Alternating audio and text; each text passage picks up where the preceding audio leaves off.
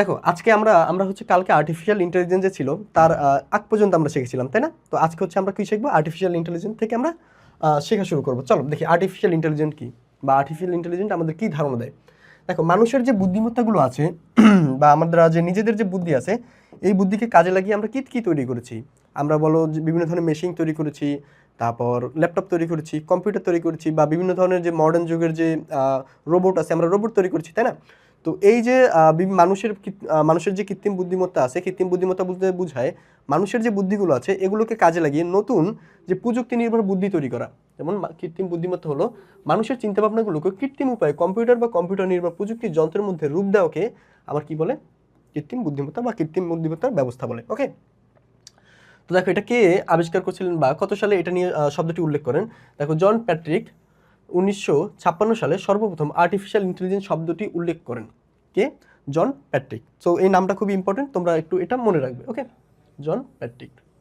ওকে, কত সালে? 1956 সালে সর্বপ্রথম আর্টিফিশিয়াল ইন্টেলিজেন্সের নাম আছে সেই নামটা উল্লেখ করেন। কৃত্রিম বুদ্ধিমত্তা শুধুমাত্র কম্পিউটার বিজ্ঞানের একটি অংশ নয়, কৃত্রিম বুদ্ধিমত্তা শুধুমাত্র কম্পিউটার বিজ্ঞানের একটি অংশ নয়, বরং এটি বিশাল একটি শাখা যেখানে আরও অন্যান্য ফ্যাক্ট প্রয়োজন এবং অবদান রাখে। তো দেখো আমরা যে রোবট বানাই এটা কি শুধুমাত্র আমাদের যে দেখো এখানে বলছে কৃত্রিম বুদ্ধিমত্তা শুধু বিজ্ঞানের বিষয় না বা কম্পিউটার বিজ্ঞান। আমরা কি শুধু কোডিং করি এখানে?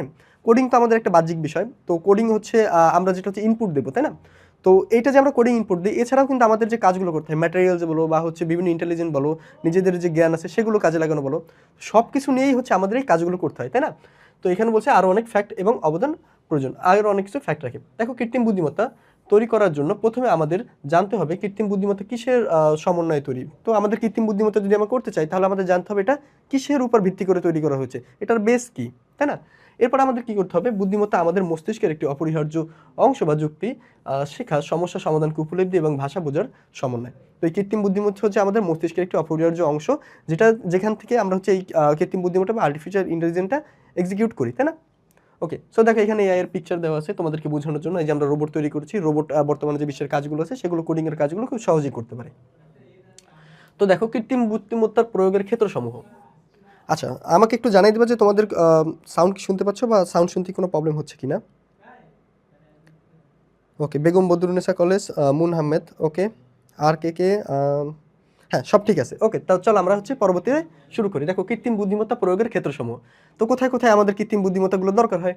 তো ফার্স্টে আমরা দেখি আমাদের যে কৃত্রিম বুদ্ধিমত্তা এগুলো প্রয়োগ করবো কোথায় করবো। ফার্স্ট হচ্ছে মেশিন লার্নিং। তো মেশিন লার্নিং হচ্ছে ইউনিভার্সিটিতে একটা কোর্স আছে মেশিন লার্নিংয়ের। সো এটা হচ্ছে আমাদের যে কৃত্রিম বুদ্ধিমত্তা যে করব বা হচ্ছে আমরা যে কোনো একটা প্রোগ্রামিং শুরু করব বা কোনো কিছু শুরু করব, এটা ফার্স্ট বেসিস হচ্ছে এটা। তোমার হচ্ছে কম্পিউটার যে আছে ওই কম্পিউটার সিস্টেমটাকে লার্ন করে হচ্ছে এই মেশিন লার্নিং দিয়ে। তো এটা কি? মেশিন লার্নিং হলো আর্টিফিশিয়াল ইন্টেলিজেন্স সবথেকে সফল ক্ষেত্র। যা মেশিনগুলোকে সুনির্দিষ্টভাবে প্রোগ্রামিং না করে অভিজ্ঞতার আলোকে সক্রিয়ভাবে শেখায়, দক্ষতা প্রদান করে। এক্ষেত্রে মেশিন তার নিকট ইনপুট ডেটা নিয়ে নিজে নিজে শিখে নিবে। ওকে, তো এটা কি করে, তুমি হচ্ছে মেশিনকে যে ডেটাটা দিবা ওটা সে নিজে নিজে নিবে এবং নিজের মধ্যে সে প্রসেস করবে, তাই না?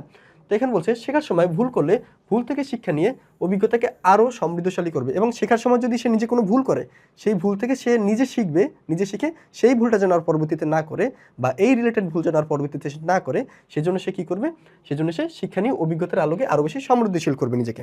ওকে, চলো তাহলে এবার আমরা হচ্ছে পরবর্তীতে দেখি। ওকে ওকে, এবার দেখো বলছে natural language processing. So natural language processing কি? এটি আর্টিফিশিয়াল ইন্টেলিজেন্স আরেকটি গুরুত্বপূর্ণ ক্ষেত্র। তো এটা কেমন? যার মাধ্যমে কম্পিউটার সিস্টেম মানুষের ভাষা বুঝতে সক্ষম হয়। এটা হচ্ছে ন্যাচারাল ল্যাঙ্গুয়েজ সিস্টেম হচ্ছে তুমি যে ভাষাটা বলতেছো তোমার ভাষাটা কম্পিউটার বুঝতে সক্ষম হবে। ওকে, বা আমি কম্পিউটার যে ভাষাটা বলছে সেই ভাষাটা তুমি বলতে সক্ষম হবে। কম্পিউটার মূলত আমরা যখন থার্ড চ্যাপ্টার পড়বো দেখবা কম্পিউটার মূলত দুইটা ভাষা জানে, একটা হচ্ছে জিরো, একটা হচ্ছে অন। জিরো মানে হচ্ছে অফ অ্যান্ড অন মানে হচ্ছে চালু বা অন করা। ওকে, সো এই দুইটা ভাষা জানে। সো এই ভাষাগুলো দিয়ে আমরা হচ্ছে কম্পিউটারকে নিজেদের ভাষা দিতে পারবো বা কম্পিউটারের ভাষাটা আমরা বুঝতে পারবো। ফলে কম্পিউটার সিস্টেম মানুষের ভাষা অনুবাদ করে মানুষের দেওয়া নির্দেশ অনুযায়ী সে কাজ করে। ওকে, এবার দেখো স্পিচ রিকগনাইজেশন। এটা কেমন? তুমি যে কথাটা বলবা সেটা সে সেন্সরের মাধ্যমে শুনতে পাবে। এটা কেমন দেখো, স্পিচ রিকগনাইজেশন হলো এমন একটি প্রযুক্তি যা একটি মেশিন মানুষের ভাষ্য কথাকে যেটা আছে, মানে তুমি যে কথাটা বলতেছো সেই তোমার কথাটাকে ও শুনতে পাচ্ছে, বা তুমি যে কথাটা বলতেছো মাঝে মাঝে দেখবা আমরা হচ্ছে চ্যাট জিপিটি যখন ইউজ করি দেখবা যে ওকে আমরা ভয়েস দিলে ওই ভয়েসকে এক্সিকিউট করে ও সুন্দর মতন আমাদেরকে অ্যান্সার দেয়, তাই না? তো ওইটা যেটা আছে ওই কাজটাই হচ্ছে করে এই তোমার স্পিক রিকগনাইজেশন। সো এটা কাজ কী করে, আমাদের যে মনুষ্য যে ভাষাটা আছে এটাকে মেশিনের বোঝার উপযোগী করে তোলে। চলো পরবর্তীতে আমরা দেখি। বলছে কি ভিশন, ভিশন মানে হচ্ছে কোনো কিছু দেখা। ওকে, তো দেখো এটা হচ্ছে আমাদের কোচিং সেন্টারের সাথে মিলে যায় বা প্ল্যাটফর্মের সাথে মিলে যায়। তো দেখো এটা কি, ভিশন হচ্ছে এমন একটি প্রক্রিয়া বা মেশিনের যেটা হচ্ছে ইমেজ বা অবজেক্টের বৈশিষ্ট্য সমূহ সফলভাবে শনাক্ত করে। মানে হচ্ছে তোমার যে ইমেজ বা যে বৈশিষ্ট্যগুলো আছে, তুমি একটা ইমেজ দিয়েছো কাউকে জেনারেট করার জন্য, ধরো তুমি চ্যাটজিপিটিকে একটা ইমেজ দিলে বোঝানোর জন্য বা কোনো একটা বিশ্লেষণ করার জন্য। ওকে, সো সেই ইমেজটা যে সে বুঝবে এইটার যে প্রক্রিয়াটা আছে তাকেই বলা হয় ভিশন। তো ভিশন হচ্ছে দুইটি প্রক্রিয়া আছে এখানে, একটি হচ্ছে মেশিন ভিশন, আরেকটা হচ্ছে ইমেজ প্রসেসিং। তো মেশিন ভিশন হলো এটি কম্পিউটার ভিশন অ্যাপ্লিকেশন যা মেশিনকে বিভিন্ন অবজেক্ট শনাক্ত করতে সক্ষম করে। তুমি যদি বলো একটা ইমেজ দিয়ে যে এই ইমেজ থেকে গাড়িগুলো শনাক্ত করো, ওই ইমেজে যতগুলো গাড়িগুলো আছে ওরা শনাক্ত করে দিবে। সো এটা হচ্ছে সেই শনাক্ত করার জন্য এটা ব্যবহার করা হয়। আর দেখো ইমেজ প্রসেসিং হলো ডিজিটাল কোনো ইমেজের উপর নানা রকম ম্যাথমেটিক্যাল অপারেশন যদি তুমি করতে চাও সেটার জন্য হচ্ছে তোমার ইমেজ প্রসেসিং, যেটা হচ্ছে গুণ বৈশিষ্ট্য এর উপর ভিত্তি করে করা হয়। ওকে, গুণ বৈশিষ্ট্য এর উপর ভিত্তি করে আমাদের ইমেজ প্রসেসিংগুলো করা হয়। ওকে, আশা করি তোমরা বুঝতে পারছো, তাই না? চলো পরবর্তীতে আমরা দেখি। বলছে কি এক্সপার্ট সিস্টেম। আচ্ছা এইটা হচ্ছে ইম্পর্টেন্ট, এটা একটু মনে রাখবে তোমরা, এক্সপার্ট সিস্টেম। আচ্ছা এই যে আমাদের বলতেছি কৃত্রিম বুদ্ধিমত্তার ক্ষেত্রসমূহ, এটা কিন্তু ইম্পর্টেন্ট। কিসের জন্য ইম্পর্টেন্ট? ঘ নাম্বারের জন্য ইম্পর্টেন্ট। ওকে, অথবা ঘর জন্য ইম্পর্টেন্ট। এটা একটু নোট করে রাখবো সুন্দর করে, ঠিক আছে? চলো তাহলে আমরা হচ্ছে পরবর্তীতে আমরা শুরু করি। Expert system. এক্সপার্ট সিস্টেম হলো কম্পিউটার নিয়ন্ত্রিত এমন একটি সিস্টেম যা মানুষের চিন্তাভাবনা করার দক্ষতা এবং সমস্যা সমাধানের সক্ষমতাকে একত্রে ধারণ করে। মানে মানুষের চিন্তাভাবনা করার যে দক্ষতা আছে সেটা নেয়, এবং মানুষের সমস্যাগুলো যে সমাধান করবে তার সেটাও সে নেয়। এই দুটা নিয়ে একত্রে সে সক্ষমতা তৈরি করে। তো এটা কেমন? আচ্ছা এটা দেখো, ধারণা করে যা মানব মস্তিষ্কের পর মানুষ মস্তিষ্কের মতন পারিপার্শ্বিক পরিস্থিতি বিশ্লেষণ করে সর্বোচ্চ সাফল্য লাভের উদ্দেশ্যে সিদ্ধান্ত নিতে পারে। অর্থাৎ আমাদের কোনো একটা সিস্টেম কাজ করলে, কোনো একটা ইভেন্টের উপর আমরা কাজ করলে, কোনো একটা রিসার্চের উপর আমরা কাজ করলে সেখান থেকে সর্বোচ্চ আউটপুটটা আমরা কী পেতে পারি, সেই আউটপুটটাই এনে দেয় কি আমার এক্সপার্ট সিস্টেম। মূলত এটা হচ্ছে আমাদের যে কম্পিউটারে যে হার্ডওয়্যার হচ্ছে এই রিলেটেড যে ব্যবহার করি, যেটা হচ্ছে খুব সহজেই শনাক্ত করে যে আসলে কোনটা আমাদের জন্য বেস্ট, সেই সিস্টেমটাই হচ্ছে তোমার এক্সপার্ট সিস্টেম। ওকে, তো দেখো যেমন হচ্ছে আমরা যেমন ব্যবহার করে থাকি কী LISP, তারপর হচ্ছে C++, তারপর হচ্ছে জাভা, তোমাদের বোধহয় সি আছে এখানে, তারপর হচ্ছে প্রোলগ এগুলো, তারপর হচ্ছে স্লিপস এগুলো, মানে তোমাদের এগুলো হচ্ছে ইম্পর্টেন্ট, তাই তো? তো এইগুলো দিয়ে হচ্ছে কী করে, এগুলো দিয়ে হচ্ছে আমাদের যে ভাষাগুলো আছে বা আমাদের যে কোডগুলো করতে হয় পরবর্তীতে, বা কোনো কিছু আমাদের যে তৈরি করতে হয়, বিল্ড করতে হয়, সেই বিল্ডের ক্ষেত্রে হচ্ছে আমাদের এই ভাষাগুলো ব্যবহার করি বা ল্যাঙ্গুয়েজগুলো ব্যবহার করি। এগুলোকে হচ্ছে তোমার আধুনিক যে ভাষাগুলো থাকে আমাদের, যেগুলো কম্পিউটার বুঝতে পারে, কম্পিউটার জানে, সেই ভাষাগুলোই হচ্ছে মূলত এই ভাষা। ওকে, তো চলো এটা একটু মনে রাখবে, এটা খুবই ইম্পর্টেন্ট। এটা থেকে আমাদের এমসিকিউ আছে, আমি কিন্তু এমসিকিউ পরবর্তীতে তোমাদের জিজ্ঞেস করবো। তো আশা করি তোমরা হচ্ছে পরবর্তীতে এমসিকিউ জিজ্ঞেস করলে এখান থেকে উত্তর দিবে। ওকে, চলো পরবর্তীতে, তাহলে আমরা পরবর্তীতে যাই। বলছি কি এক্সপার্ট সিস্টেমের ব্যবহার। এক্সপার্ট সিস্টেমের কী কী ব্যবহার আছে? তো দেখি এটা হচ্ছে রোগ নিরাময়, রোগীর রোগ নিরাময়। আমরা একটা কোড করলাম, কোড করে ধরো আমি একটা কোনো একটা ফিচার জানালাম যেটা তোমার সিমটমস দিলে তুমি কী কী তোমার উপর কী কী সিমটম আছে সেই সিমটমসগুলো দিলে ওইখান থেকে রোগগুলো নির্ণয় করে দেয়। সো এটা আমাদের কি রোগ নির্ণয় ক্ষেত্রে ব্যবহার করা হয়। যেমন আমাদের ধরো চ্যাটজিপিটি যদি আমরা ধরি, এটা কিন্তু এক্সপার্ট সিস্টেমেরই একটা ফল। এক্সপার্ট সিস্টেম ব্যবহারের মাধ্যমে এটা তৈরি করা হয়েছে। ওকে, দেখো বিভিন্ন ডিজাইন ভুল সংশোধন, তোমার যে ডিজাইনগুলো থাকে সেই ডিজাইনগুলোতে ভুল সংশোধন করার জন্য ব্যবহার করা হয়। জেট বিমান চালায়ন এবং শিডিউল তৈরিতে, তোমার যে বিমানগুলো চলে সেগুলো কিন্তু খুবই কমপ্লেক্স মেথডে চলে। ওকে, তো এগুলো চালায়ন এবং হচ্ছে শিডিউল তৈরিতে, যেতে কোথায় ল্যান্ডিং করবে, কবে ল্যান্ডিং করবে, কখন ল্যান্ডিং করবে এগুলো। তারপর দেখো ভূগর্ভস্থ তেল অনুসন্ধানের ক্ষেত্রে এটা ব্যবহার করা হয়, যেটা হচ্ছে সৌদি আরবের বা হচ্ছে বিভিন্ন ধরনের যে মিডল ইস্টের যে কান্ট্রিগুলো আছে তারা হচ্ছে এগুলো ব্যবহার করে থাকে। ওকে, তো এটা একটু মনে রাখবে, এটা মোটামুটি ইম্পর্টেন্ট এমসিকিউর জন্য শুধু। ওকে, এবার দেখো বলছে বর্তমানে ব্যবহৃত বিভিন্ন এক্সপার্ট সিস্টেমের সমূহ এবং তাদের কাজ।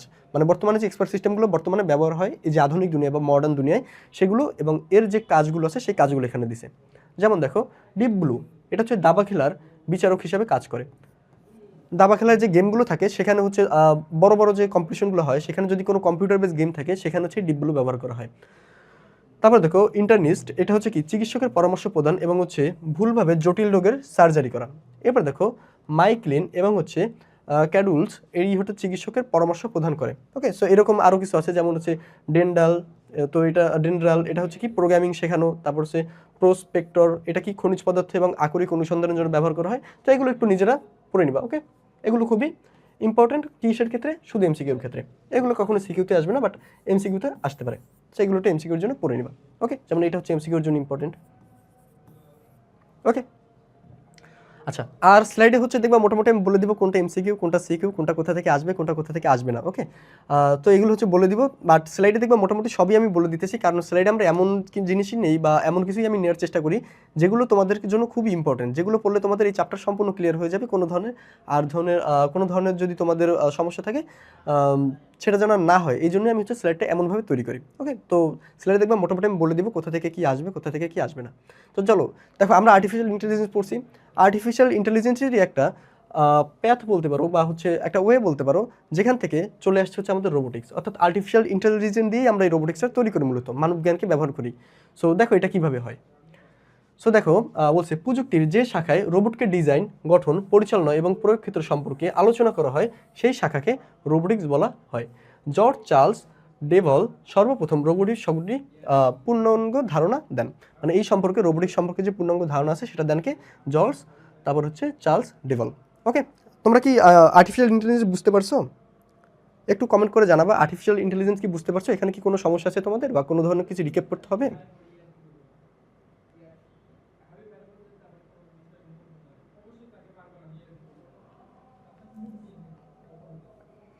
ওকে, তো দেখো এরপর আমরা যাই। ওকে, ওকে, সো দেখো এরপর আমরা যাই। রোবট কি? রোবট হচ্ছে কম্পিউটার নিয়ন্ত্রিত এক ধরনের ইলেকট্রো মেকানিক্যাল যন্ত্র যা স্বয়ংক্রিয়ভাবে বা কোনো ব্যক্তির নির্দেশে কাজ করে। রোবট কি? রোবট হচ্ছে তোমার কম্পিউটার যে নির্ভরশীল এক ধরনের তারপর দেখো এটা কিন্তু খুবই ইম্পর্টেন্ট, ইলেকট্রো মেকানিক্যাল যন্ত্র যা স্বয়ংক্রিয়ভাবে বা কোনো ব্যক্তির নির্দেশে কাজ করে। অর্থাৎ নিজে নিজেও কাজ করতে পারে যদি তুমি বুদ্ধিটা দিয়ে দাও, আর তুমি নিজে চাইলে ইনস্ট্রাকশন দিতে পারো, সেই ইনস্ট্রাকশন অনুযায়ী কাজ করতে পারে। এটা এক্ষেত্রে রিমোট কন্ট্রোল একটা বেশ উদাহরণ হতে পারে ভালো, যেগুলো আমরা হচ্ছে রিমোট কন্ট্রোল গাড়িগুলো পাই, ওগুলো হচ্ছে নর্মাল আর্টিফিশিয়াল ইন্টেলিজেন্স বা হচ্ছে নর্মাল যে ফিচার্সগুলো আছে সেগুলো দিয়ে তৈরি করা হয়। এবার দেখো, এটি তৈরি হয়েছে কৃত্রিম বুদ্ধিমত্তা নীতিতে, যা কম্পিউটার প্রোগ্রাম দ্বারা নিয়ন্ত্রিত হয়। কৃত্রিম বুদ্ধিমত্তার উপর ভিত্তি করে এটা তৈরি হয়েছে, যা কম্পিউটারের মাধ্যমে নিয়ন্ত্রিত হয়, কম্পিউটার প্রোগ্রাম দ্বারা। কি দ্বারা? কম্পিউটার প্রোগ্রাম দ্বারা। এগুলো কিন্তু এমসিকিউতে আসবে। ওকে, সো এগুলো হচ্ছে নিজের একবার দেখে নিবে। এটা হচ্ছে কয়ের জন্য ইম্পর্টেন্ট, এটা কয়ের জন্য ইম্পর্টেন্ট। রোবট কি? রোবট এটাও কয়ের জন্য ইম্পর্টেন্ট। এই যে এটাও কয়ের জন্য ইম্পর্টেন্ট। চলো এরপর আমরা যাই। দেখো বলছে কি, আর সম্পূর্ণটা যদি দেয় তাহলে ক্ষয়ের জন্য দিতে পারে, এই সম্পূর্ণটা যদি দেয় তাহলে দেখে এবার বলছে কি, রোবট মানুষ কিংবা বিভিন্ন বুদ্ধিমান প্রাণীর মতে কাজ করতে পারে। রোবট কি করতে পারে? তোমার মানুষ কিংবা বিভিন্ন যে বুদ্ধিমান প্রাণীগুলো আছে, যেগুলো আমাদের, যেহেতু রোবট হচ্ছে আমাদের ধারণাগুলো নিয়েই তৈরি, সুতরাং রোবট আমাদের মতনই কাজ করতে পারে বা যে কোনো বুদ্ধিমান প্রাণীর মতন কাজ করতে পারে। এটি মানুষ ও মেশিন উভয় কর্তৃক পরিচালিত হয় কিংবা দূর নিয়ন্ত্রিত হতে পারে, বা হচ্ছে এটি তুমিও পরিচালনা করতে পারো, অথবা সে নিজে নিজেও পরিচালনা করতে পারে, অথবা দূর থেকে কেউ নিয়ন্ত্রণ করতে পারে এটা। ওকে, রোবটের আকৃতি বিভিন্ন ধরনের হতে পারে, যেমন হচ্ছে আমরা সোফিয়া দেখছিলাম আমাদের দেশে যেটা আসছিল, সো ওইটা ছিল। তারপর হচ্ছে বিভিন্ন ধরনের যে রোবটগুলো আছে যেটা হচ্ছে ম্যানুফ্যাকচারিংয়ের জন্য ব্যবহার করা হয় সেগুলো, বা হচ্ছে বিভিন্ন ধরনের এই যে রোবটগুলো আছে এগুলো হচ্ছে আমাদের কিসের জন্য ব্যবহার করা হয়? যে আমাদের কাজকে সহজ করার জন্য। তো এগুলো হচ্ছে বিভিন্ন আকৃতির হতে পারে, জায়গা ভেদে আমাদের হচ্ছে জায়গা, স্থান, কাল ভেদে আমাদের হচ্ছে এটার কী দেই, শেপ আমরা গঠন করি। তো দেখো রোবট এটা কেমন, এটা হচ্ছে একটা রোবট বই পড়ছে বা হচ্ছে জ্ঞান আহরণ করছে এটা। তারপর একটা রোবটে যে ম্যানুফ্যাকচারিং করছে, যেটা হচ্ছে আমরা একটা হাতলের মতন তৈরি করি বা একটা হাতের মতন তৈরি করি, আর এখানে হচ্ছে রোবট তৈরি করছে, এটা বোঝানো হয়েছে। ওকে, তো চলো আমরা পরবর্তী যে আমাদের পেজ আছে সেখানে আমরা চলে যাই। ওকে, দেখো বলছে কি, রোবট তৈরির কী কী উপাদান আছে, বা রোবট আমরা কিভাবে তৈরি করি, একটা রোবট তৈরিতে কী কী উপাদান প্রয়োজন হয়। একটা দেখো, মুভেবল বডি। তোমার রোবট তৈরি করতে হলে মুভেবল একটা বডি লাগবে, রোবটটা যাতে মুভ করতে পারে সেরকম একটা বডি দিতে হবে রোবটটাকে। যেমন হচ্ছে রোবটের চাকা দরকার, যান্ত্রিক পা এবং স্থানান্তর করা যায় এমন যন্ত্রপাতি, মানে রোবট যাতে স্থানান্তর করতে পারে এরকম যন্ত্রপাতি রোবটকে দিতে হবে। তারপর অ্যাকচুয়েটার, এটা খুব ইম্পর্টেন্ট, এটা খুবই ইম্পর্টেন্ট। ক নাম্বারও দেখবে মাঝে মাঝে আসে অ্যাকচুয়েটার কি, সো তখন হচ্ছে তোমাদের এইটা লিখতে হবে। ওকে, এটা ক নাম্বারের জন্য আসে অ্যাকচুয়েটার কি, বা এমসিকিউর জন্য আসে ক নাম্বার অথবা এমসিকিউ। সো দেখো এখানে বলছে কি, রোবট অঙ্গ প্রত্যঙ্গে নড়াচড়া করার জন্য বৈদ্যুতিক মোটরের সমন্বয়ে তৈরি বিশেষ ধরনের ব্যবস্থা হলো অ্যাকচুয়েটার। মানে রোবটকে নড়াচড়া করানোর জন্য বৈদ্যুতিক মোটর ব্যবহার করে এক ধরনের বিশেষ অঙ্গ প্রত্যঙ্গ তৈরি করা হয়, যেটার নাম হচ্ছে অ্যাকচুয়েটার। মূলত আমাদের এই যে গিটগুলো থাকে, সো এইখানে হচ্ছে অ্যাকচুয়েটারটা দেওয়া থাকে, বা আমরা যে পা থাকে, সো পা যাতে আমরা নাড়াচাড়া করতে পারি এই জন্য হচ্ছে অ্যাকচুয়েটারগুলো দেওয়া থাকে, রোবট যাতে নাড়াচাড়া করতে পারে এই জন্য অ্যাকচুয়েটারগুলো দেওয়া থাকে। এরপর দেখো আমাদের বলছে কি পাওয়ার সিস্টেম। রোবটের যন্ত্রগুলো পরিচালনার জন্য শক্তি প্রয়োজন হয়, রোবটের যন্ত্রগুলো পরিচালনার জন্য শক্তি প্রয়োজন হয়, এজন্য আমাদের পাওয়ার সিস্টেম দেওয়া থাকে, তাই সকল রোবটে একটি পাওয়ার সিস্টেম দেওয়া থাকে। বর্তমানে লেড অ্যাসিড ব্যাটারি সর্বাধিক ব্যবহার হয়ে থাকে। কোন অ্যাসিড? সো এটা কিন্তু খুবই ইম্পর্টেন্ট, বর্তমানে কোন অ্যাসিড ব্যাটারি সর্বাধিক ব্যবহার হয়ে থাকে? Lead acid battery. Okay, lead acid battery হচ্ছে আমাদের সর্বাপেক্ষা বেশি ব্যবহার হয়ে থাকে। এবার দেখো বলছে যা রিজনেবল, এটা ব্যবহার করার কারণ কি? অন্য কিছু তো আমরা ব্যবহার করতে পারতাম, কারণ এটা হচ্ছে রিজনেবল, মানে আমাদের কম খরচের মধ্যে আমরা এটা নিতে পারবো, সাশ্রয়ী আর কি। দেখো ফলে পুনরায় ব্যবহার করা যায়। এছাড়াও সৌরশক্তি এবং বিদ্যুৎ শক্তি, জেনারেটর, হাইড্রোলিক শক্তি ইত্যাদি প্রভৃতি রোবটের শক্তি উৎপাদনে সাহায্য করে। মানে আমাদের ব্যবহার করেছে লেড অ্যাসিডটা সব থেকে বেশি, বাট এছাড়াও আমাদের আরও আছে সৌরশক্তি, বিদ্যুৎ, জেনারেটর অ্যান্ড হাইড্রোলিক সিস্টেম। ওকে, এগুলো দিয়ে আমরা হচ্ছে এগুলো ব্যবহার করতে পারি। এবার দেখো ইলেকট্রিক সার্কিট। রোবট চালাবে এখন হচ্ছে রোবটের জন্য তোমার ইলেকট্রিক সার্কিটের দরকার হবে, কারণ রোবটের হাইড্রোলিক এবং নিউমেট্রিক্স যে সিস্টেম আছে সেখানে বিদ্যুৎ সংযোগ দেওয়া হয়, সেখানে বিদ্যুৎ সংযোগ দেওয়া হয়। এবার দেখো সেন্সর দিতে হবে রোবটকে অবশ্যই অনুভূতি ক্ষমতা দিতে হবে, তাই না? তো রোবটের প্রোগ্রামের নির্দেশসমূহ বাস্তবায়নের জন্য পারিপার্শ্বিক অবস্থার সাপেক্ষে তাকে পারিপার্শ্বিক অবস্থা থেকে তথ্য আহরণের জন্য তাকে কি করা হয়, এরকম একটা প্রয়োজনীয় যে যন্ত্র দেওয়া হয় তাকে দেওয়া হয় সেন্সর। ওকে, তো ইনপুট যন্ত্র হিসাবে এই রোবট বিভিন্ন সেন্সর ব্যবহার করে থাকে, যার মাধ্যমে পরিবেশ থেকে বিভিন্ন ধরনের বস্তু কী নির্দেশ দিচ্ছে বা কোথায় কি হতে পারে কোনো পূর্বাভাস থাকলে সেগুলো সে কালেক্ট করতে পারে। ওকে, চলো এ সম্পর্কে ধারণা নিতে পারে। এরপর আসি প্রসেসর কি? রোবটের মূল অংশ যেখানে রোবটকে কেন্দ্রীয়ভাবে নিয়ন্ত্রণ করায় এটি প্রোগ্রাম সংরক্ষিত থাকে। ওকে, সো এটা আসলে কি প্রসেসর? আমাদের যে রোবট আছে রোবটটাকে চালাইতে তো হবে এবার, তাই না? দেখবা হচ্ছে আমাদের কম্পিউটার যখন আমরা দেই বা কম্পিউটার যখন হচ্ছে আমরা চালাই তখন কম্পিউটার দেখবা হার্ডওয়্যার কাজ করে। ওকে, সো রোবটের ক্ষেত্রে হচ্ছে তোমার এখানে একটা কাজ করে যেটার নাম হচ্ছে প্রসেসর, বা রোবটটা যে কাজ করবে সেটাকে তোমার বলা হয় কি প্রসেসরের উপর ভিত্তি করে রোবটটা কাজ করে। প্রসেসরে সংরক্ষিত থাকে যা রোবটকে সকল ধরনের কর্মকাণ্ড নিয়ন্ত্রণে সহায়তা করে, সকল ধরনের কর্মকাণ্ড নিয়ন্ত্রণে কি করে সহায়তা করে রোবটকে।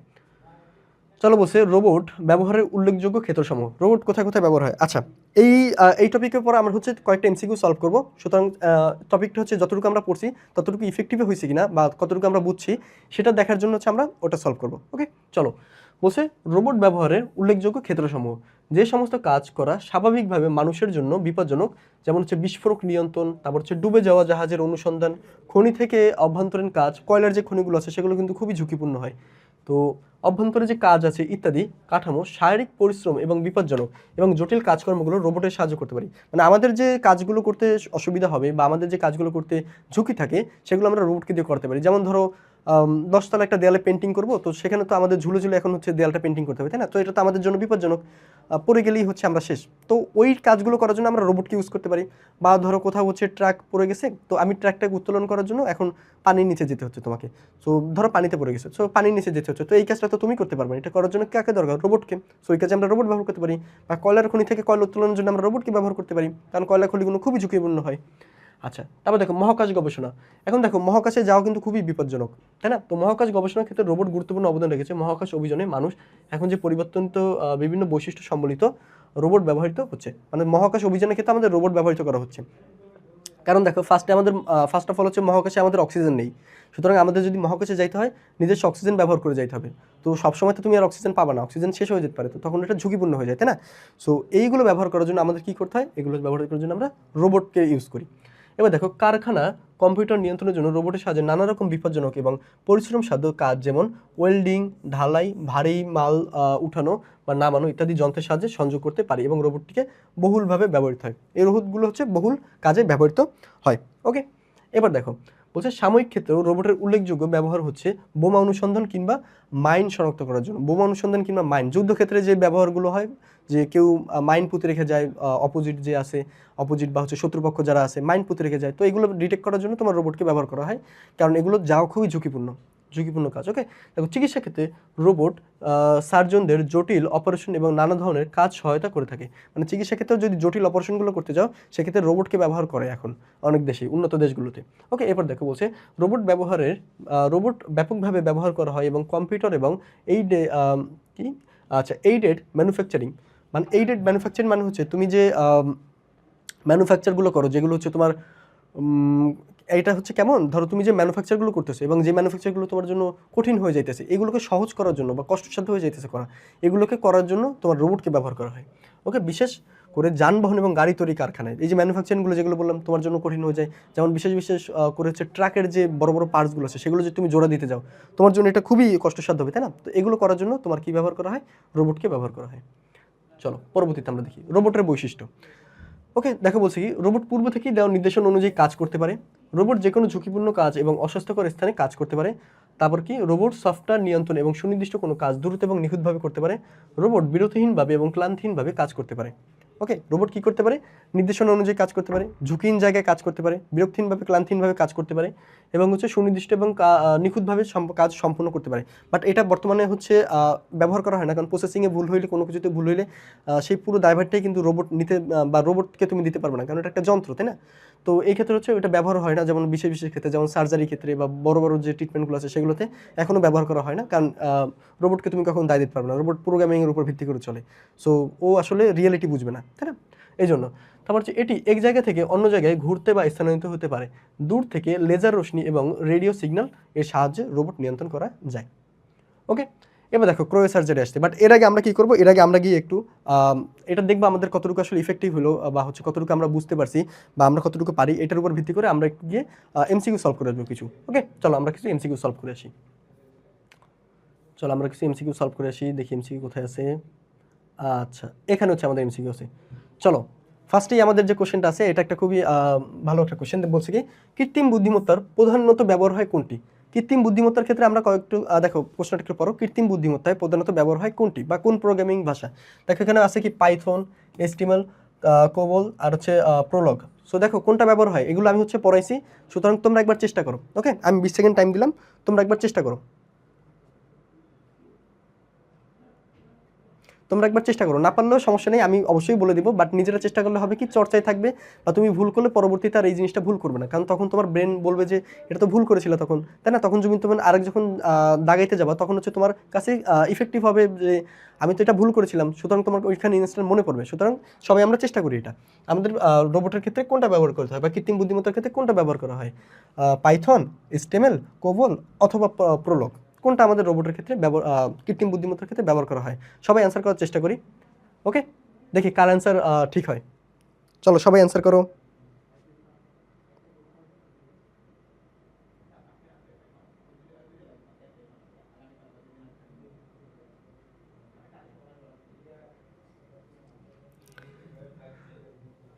ওকে, চেষ্টা করো, না পারলে সমস্যা নেই, না পারলে আমি বলে দিব, আমি 20 সেকেন্ড পর এমনিতেই বলে দিব, তোমরা চেষ্টা করো একবার।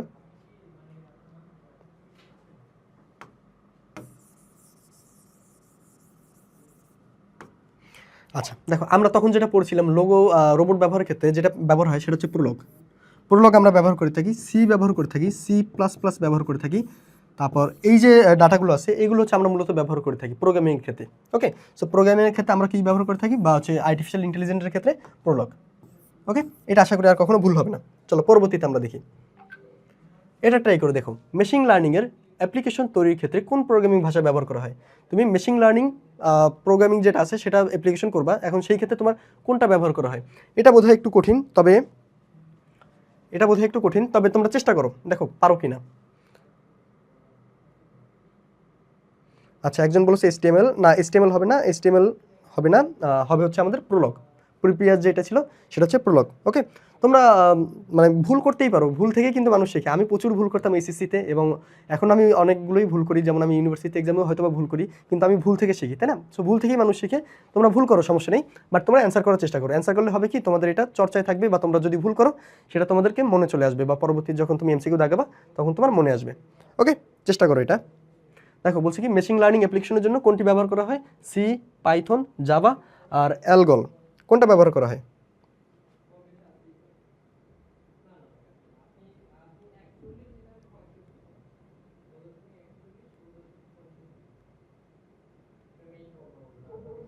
আচ্ছা দেখো 20 সেকেন্ড শেষ, আমি এটা বলে দিই, এটা হচ্ছে অ্যালগল। তোমরা নিজেরা চেষ্টা করবা, নিজেরা চেষ্টা করার পর অবশ্যই আমারটার সাথে মিলাবা, বাট কখনোই হচ্ছে আমারটার জন্য বসে থাকবে না, তোমরা একবার চেষ্টা করবা, চেষ্টা করার পর আমারটার সাথে মিলাবা। ওকে, এটা হচ্ছে বেটার ওয়ে টু স্টাডি। ওকে, চলো পরবর্তীতে আমরা দেখি। বলছে কোন পদ্ধতিতে অ্যাকচুয়েটার ব্যবহার করা হয়? মানে কোনটার ক্ষেত্রে অ্যাকচুয়েটার ব্যবহার করতে হয়? আমরা কি দেখছিলাম, কোথায় অ্যাকচুয়েটার ব্যবহার করতে হয় বা কোথায় আমরা অ্যাকচুয়েটার ব্যবহার করি? কোথায় পড়েছিলাম কোন পদ্ধতিতে অ্যাকচুয়েটার ব্যবহার করা হয়? কোথায় অ্যাকচুয়েটার আমরা ব্যবহার করি? Genetic engineering, nanotechnology, biometrics আর বায়ো ইনফরমেটিক্স কোথায় আমরা ব্যবহার করি? আচ্ছা, সিনথিয়া সারা বলেছে আসসালামু আলাইকুম। ওয়ালাইকুম আসসালাম। ওকে, তোমরা চেষ্টা করো, দেখো পারো কি না। কোন পদ্ধতিতে অ্যাকচুয়েটর ব্যবহার করা হয়? আমরা পড়েছিলাম কোথায়? আমরা একটু আগে রোবট পড়েছিলাম, তাই না? রোবটের ক্ষেত্রে হচ্ছে আমাদের অ্যাকচুয়েটর ব্যবহার করা হয়। রোবটের ক্ষেত্রে আমাদের কি ব্যবহার করা হয়? অ্যাকচুয়েটর। হ্যাঁ, রোবটের ক্ষেত্রে আমাদের অ্যাকচুয়েটর ব্যবহার করা হয়। অ্যাকচুয়েটরটা আমাদের কি ছিল? অ্যাকচুয়েটর হচ্ছে আমাদের কোনো ধরো মুভেবল যদি থাকে, যেমন আমাদের বডি যদি মুভ করতে হয়, মুভেবলের জন্য আমাদের যে এইখানে যে কি বলে ডিস্কের মতন যেটা থাকে, এইটাকে তোমার হচ্ছে ওই রোবটের ক্ষেত্রে বলা হয় অ্যাকচুয়েটর। ওকে, রোবটের ক্ষেত্রে বলা হয় অ্যাকচুয়েটর। চলো পরবর্তীতে আমরা দেখি। আচ্ছা, বলছে কোন প্রযুক্তির সাহায্যে মানুষকে অদ্বিতীয়ভাবে, আচ্ছা এখন হচ্ছে আমাদের অন্য পড়ায়, চলো আমরা আপাতত পড়ে আসি, পড়াশোনা শেষ করে পরে আমরা এখানে আবার আসি। আচ্ছা, আমাদের এই পর্যন্ত ছিল। ওকে, ক্রয় সার্জারি। চলো ক্রয় সার্জারিটা দেখি। ক্রয় সার্জারি আমাদের কি? ক্রয় সার্জারি হলো এক ধরনের চিকিৎসা পদ্ধতি যাতে অত্যাধিক শীতল তাপমাত্রার মাধ্যমে তোমার কি করা হয়, শরীরের অবস্বাভাবিক কোষগুলো যেগুলো আছে সেগুলোকে ধ্বংস করা হয়। এক্ষেত্রে তথ্য প্রযুক্তির মাধ্যমে অত্যাধিক শীতল -41°C সেন্টিগ্রেড, ওকে, সেন্টিগ্রেড তাপমাত্রায় গ্যাস মানব দেহের শরীরে প্রয়োগ করা হয়। এবং ক্রয় সার্জারি হচ্ছে অনেক সময় ক্রয়োথেরাপি বা হচ্ছে ক্রয় সলিউশনও বলা হয়। এই পদ্ধতিতে রোগগুলো অংশে হিমায়িত করা হয় এবং সাধারণত তরল নাইট্রোজেন দেখো এটা খুবই ইম্পর্টেন্ট। কী কী ব্যবহার করা হয় ক্রয় সার্জারিতে? তরল নাইট্রোজেন, হিলিয়াম, আর্গন, তরল কার্বন ডাইঅক্সাইড, তরল মিথানল, ইথানল, প্রোপানল, এগুলো প্রোপন। ওকে, দেখো আসলে আমাদের কি হয়, এগুলো হচ্ছে তোমাদের এক একটা হচ্ছে রাসায়নিক দ্রব্য। ওকে, সো এইগুলোকে মিশ্রিত করে আমাদের -41°C তাপমাত্রা বা এর থেকেও কম তাপমাত্রার একটা কি বানানো হয়, একটা তরল পদার্থ বানানো হয়, যেটা হচ্ছে আমাদের যেখানে অস্বাভাবিক কোষগুলো আছে বা ধরো টিউমার আছে, সো সেই যে জায়গাগুলো আছে সেগুলোকে একটা প্রয়োগ করা হয়। প্রয়োগ করা হলে আমাদের অস্বাভাবিক কোষগুলো যেগুলো আছে সেগুলো এত পরিমাণ তাপমাত্রা না নিতে পারে মারা যায়। অস্বাভাবিক যে কোষগুলো আছে সেগুলোকে এই পরিমাণ তাপমাত্রা না নিতে পারে মারা যায়। সো এইভাবে হচ্ছে আমাদের যে রোগাক্রান্ত কোষগুলো আছে সেগুলোকে ধ্বংস করে চিকিৎসা পদ্ধতিটা করা হয়। এটাকে তোমার বলা হয় কি? ক্রয় সার্জারি। ক্রয় সার্জারি ব্যবহার কোথায় কোথায় ক্রয় সার্জারি ব্যবহার হয়? তো দেখো কোথায় কোথায় ক্রয় সার্জারি আমাদের ব্যবহার হয়।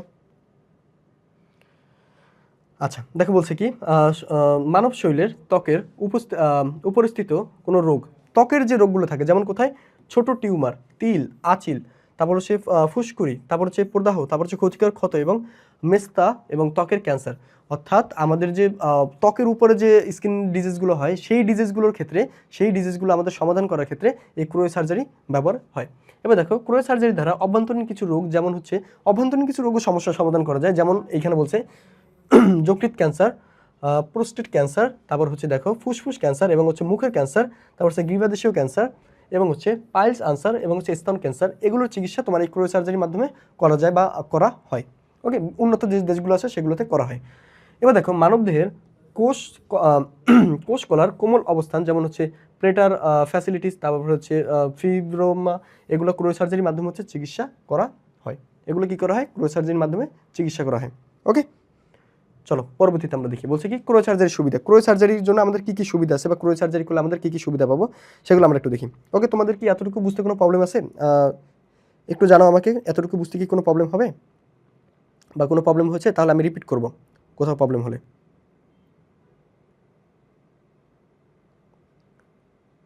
ওকে, কোথাও কি প্রবলেম হয়েছে তাহলে আমি রিপিট করব। ওকে, আশা করি কোথাও কোনো প্রবলেম হয়নি। চলো আমরা পরবর্তীতে আমরা যাই। দেখো বলছে ক্রয় সার্জারির সুবিধা বা ক্রয় সার্জারি করলে কী কী সুবিধা আমরা পাবো। দেখো বহুল প্রচলিত কেমোথেরাপি বা রেডিওথেরাপি এবং বিভিন্ন অস্ত্রোপচারের চেয়ে এ পদ্ধতি পার্শ্ব প্রতিক্রিয়া কম। অর্থাৎ আমাদের যেহেতু শুধু একটা তরল দ্রব্য দিয়েই আমরা হচ্ছে শীতল করতেছি, তো শীতলের ক্ষেত্রে তো আমাদের তেমন একটা পার্শ্ব প্রতিক্রিয়া নেই, শুধু কিছু কোষ মারা যায়। তো এটার একটা পার্শ্ব প্রতিক্রিয়া আমাদের যেটা আছে সেটা কি কম। অন্যান্য চিকিৎসা পদ্ধতির তুলনায় ক্যান্সার এবং নিউরোসার্জারির চিকিৎসা ক্রয় সার্জারি অনেক সাশ্রয়ী। মানে যে বড় বড় যে চিকিৎসাগুলো আছে সেগুলোর ক্ষেত্রে আমাদের যে এক্সপেন্ডিচারগুলো হয় সেগুলো কিন্তু অনেক। সো এই ক্ষেত্রে ক্রয় সার্জারিটা সাশ্রয়ী, যেহেতু আমাদের শুধু একটা নর্মাল টেম্পারেচার তৈরি করতে হয় এখানে। এবার দেখো অপারেশনজনিত কাটাছেঁড়া কোনো জটিলতা নেই। মানে এখানে যে কাটাছেঁড়া করতে হয় এরকম কোনো জটিলতা নেই। ত্বকের উপরিভাগ খুব সুন্দরভাবে এটা কী করা যায়, ত্বকের উপরিভাগ সুন্দরভাবে এটা আমরা কী করতে পারবো, ত্বকের সুন্দরভাবে উপরিভাবেই আমরা এটা জটিলতা ছাড়াই চিকিৎসা করতে পারবো। এবার দেখো সার্জারি সম্পন্ন করতে সময় কম লাগে। সার্জারি সম্পন্ন করার সময় কম লাগে আমার। ক্রয় সার্জারির সুবিধা হলো এটি বারবার করা সম্ভব। ক্রয় সার্জারির সুবিধা কি? এটি বারবার করা সম্ভব। এটি সাধারণত সার্জারির চেয়ে কম বেদনাদায়ক। এই যে ক্রয় সার্জারি আছে এটি সার্জারির চেয়ে কম বেদনাদায়ক, কারণ সার্জারিতে কাটাছেঁড়া করতে হয়, তারপর হচ্ছে আরও যেগুলো আছে অ্যানাস্থেসিয়া দেওয়া হয়, তারপর হচ্ছে রোগীকে অজ্ঞান করা হয়, সেগুলো থেকে এটা কিন্তু খুবই সহজ। এবার দেখো রক্তপাত না হয়, রক্তপাত হয়ই না আসলে বললেই চলে, বা খুব কম হয়।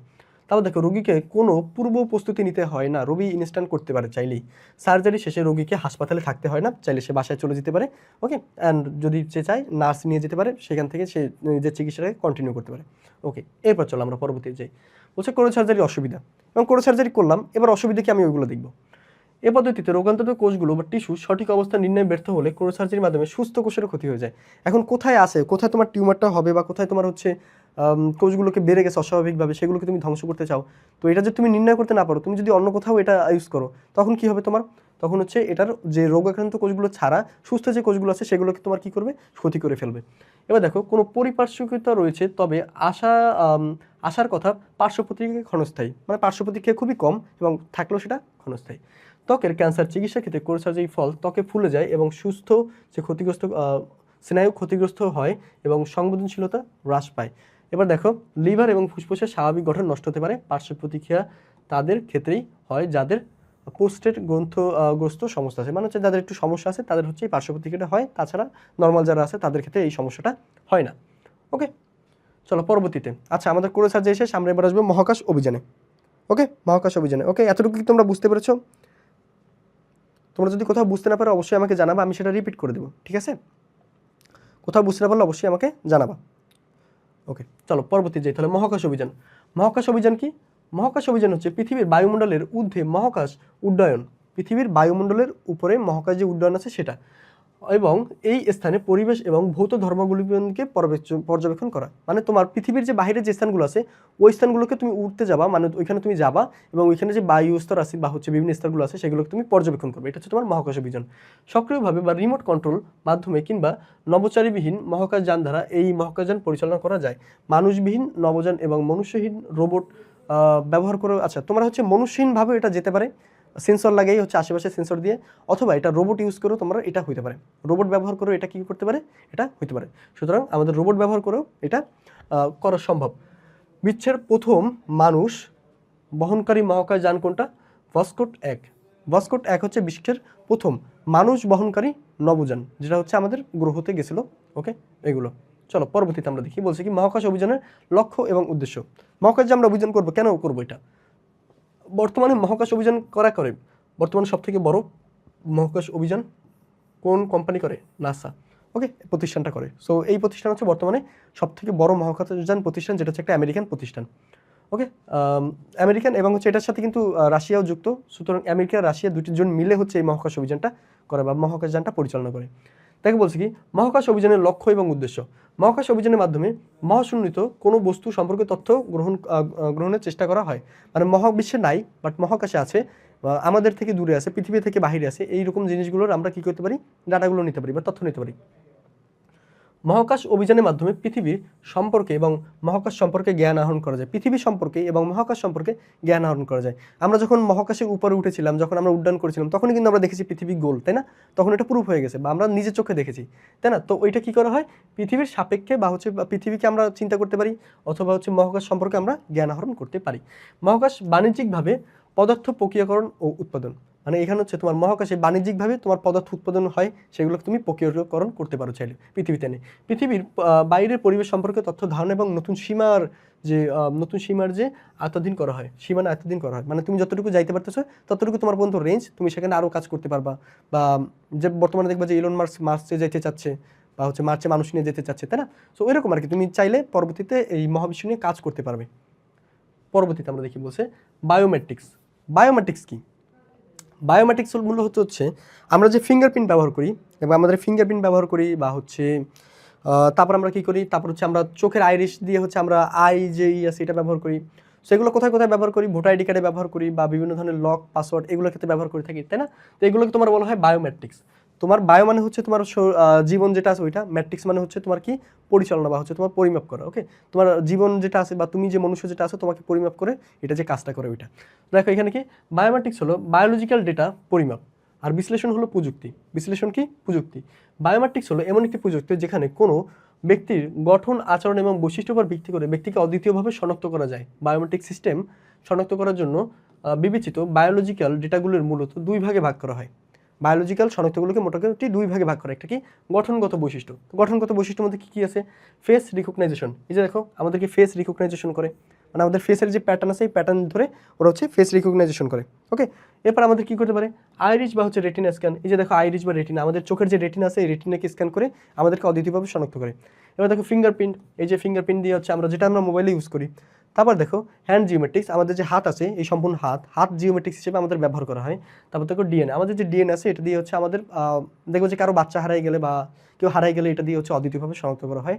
বা যখন হচ্ছে বিভিন্ন মেডিকেল সেক্টরে হচ্ছে ফেক ক্লেম উঠে যে বাচ্চা পরিবর্তন হয়েছে, তো তখন হচ্ছে এইটা দিয়ে আসলে শনাক্ত করা হয়। চলো পরবর্তীতে আমরা দেখি।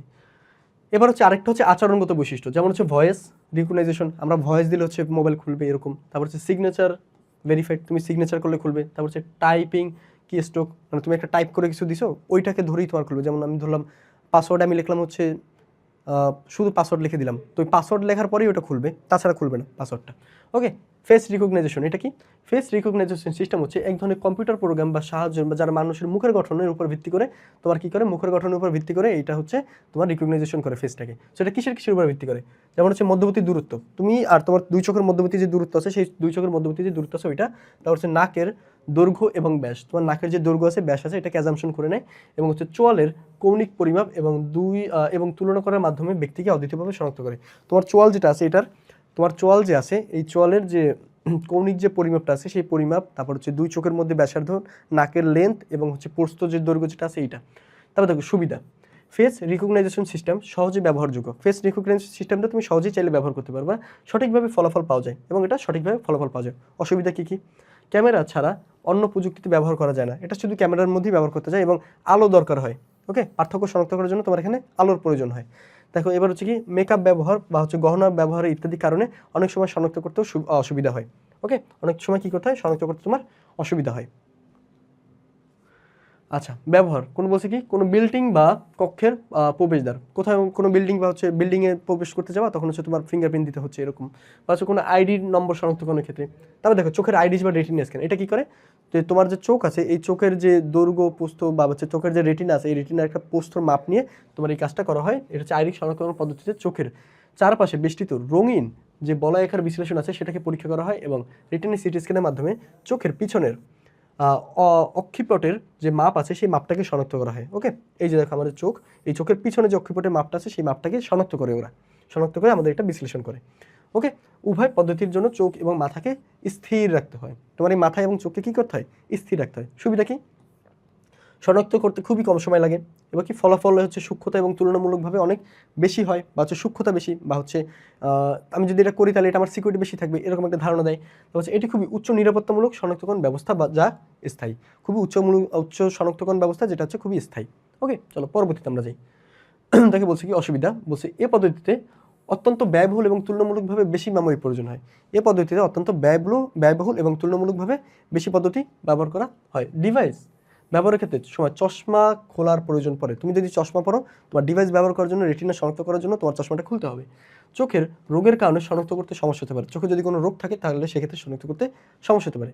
ব্যবহার, এ পদ্ধতি প্রয়োগের পাসপোর্টবিহীন এক দেশে সীমানা অতিক্রম করে অন্য দেশে যেতে পারবে। এই পদ্ধতি যদি ব্যবহার করে তাহলে হচ্ছে অনেকেই হচ্ছে এক দেশ থেকে অন্য দেশে চলে যেতে পারে, রেটিনাটা জাস্ট পাল্টাইয়া এক দেশ থেকে অন্য দেশে রেটিনার মাধ্যমে যেতে পারে। রেটিনা পাল্টানো যায়, মানে হচ্ছে নর্মাল লাগানো যায়, আলগা বা হচ্ছে উপর থেকে আস্তরণ দেওয়া যায়। এছাড়াও সরাসরি গুরুত্বপূর্ণ প্রতিষ্ঠান এবং মিলিটারি এবং আর্থিক প্রতিষ্ঠান ইত্যাদি শনাক্ত করতে সাহায্য করে বা কাজ করে। সো এটা হচ্ছে খুবই অ্যালার্মিং, তাই না? অন্য দেশের জন্য হয়তো বা ভালো, যারা হচ্ছে গুপ্তচর বৃত্তি করতেছে, বা তোমার জন্য খারাপ। তো দেখো এটা হচ্ছে ফিঙ্গারপ্রিন্ট, এটা মোটামুটি ইম্পর্টেন্ট, বাট এটা হচ্ছে তোমার আসে, আমি দেখেছি ঘ নম্বরের জন্য আসতে। ঘ নম্বরে বলে যে কি হাতের মাপ দিয়ে খুললো তখন এটা আসলে কি, তখন তোমার একটা ফিঙ্গারপ্রিন্ট হয়। তো বলো যে প্রতিটি মানুষের আঙ্গুলের ছাপ পৃথকভাবে এবং হচ্ছে এদের ডাটাবেস থেকে সংরক্ষণ করা হয় এবং পরবর্তীতে ফিঙ্গারপ্রিন্ট নিয়ে এই আঙ্গুলের ছাপের মাধ্যমে এটা শনাক্ত করে দেওয়া হয়। যেমন হচ্ছে এটা হচ্ছে খুবই ইউজফুল বা হচ্ছে সবথেকে বেশি ইউজ হয় এরকম। ওকে, তো তোমাকে যদি বলা হয় সবথেকে বেশি ইউজ হয় কোনটা, তখন হচ্ছে ফিঙ্গারপ্রিন্ট অনায়াসে। এবার দেখি খরচ তুলনামূলক কম, মানে খরচ নাই বললেই চলে, যেহেতু আমাদের প্রত্যেকটা ফোনেই আছে, এটা বুঝতেই পারো খরচ কম অনেক। দেখো খরচ কম লাগে এবং সূক্ষ্মভাবে পরিমাণ শনাক্ত করা যায়, খরচ কম এবং সূক্ষ্মভাবে তুমি পরিমাপ করতে পারো। অসুবিধা কি? আঙ্গুলে কোনো প্রকার আস্তরণ লাগানো থাকলে সেটা শনাক্ত করতে অসুবিধা হয়। কোনো ধরনের আঙ্গুলে যদি আস্তরণ লাগানো থাকে সেক্ষেত্রে তোমার শনাক্ত করতে সমস্যা হবে। ছোট বাচ্চাদের জন্য উপযুক্ত নয়, ছোট বাচ্চাদের জন্য উপযুক্ত নয় কারণ হচ্ছে ওদের যে ফিঙ্গারপ্রিন্টের জন্য যে আমাদের যে রেখাগুলো থাকে সেই রেখাগুলো খুবই সূক্ষ্ম হয় না, তো সূক্ষ্ম না হওয়ার কারণে ওদেরটা শনাক্ত করতে একটু সমস্যা হয়।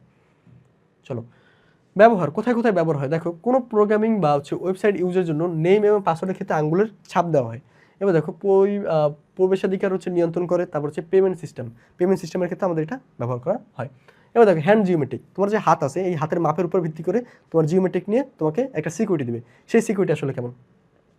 প্রতিটি মানুষের হাতের আকৃতি এবং জিওমেট্রিক গঠনের উপর ভিত্তি করে এটা পরিলক্ষিত হয়। এটা বায়োমেট্রিক্স ডিভাইসের দ্বারা হ্যান্ড জিওমেট্রিক্স মানুষের হাতের আকৃতি এবং জিওমেট্রিক গঠন এবং হাতের সাইজ নির্দেশ করে, যা মানুষকে অদ্বিতীয়ভাবে শনাক্ত করে। তো এটার সুবিধাগুলো কী কী? এটা হচ্ছে ব্যবহার খুবই সহজ, সিস্টেম অল্প মেমোরি প্রয়োজন, মানে তোমার একটা খুব বেশি মেমোরি প্রয়োজন পড়ে না, তুমি হাতের জাস্ট মাপটা নিতে পারবে, এরকম একটা মেমোরি হলেই হবে। ওকে, সো কয়েক কেবি হয়তো বা নেই এরকম।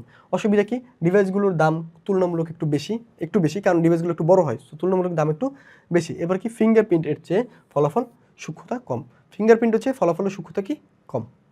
ওকে, চলো পরবর্তীতে আমরা যাই।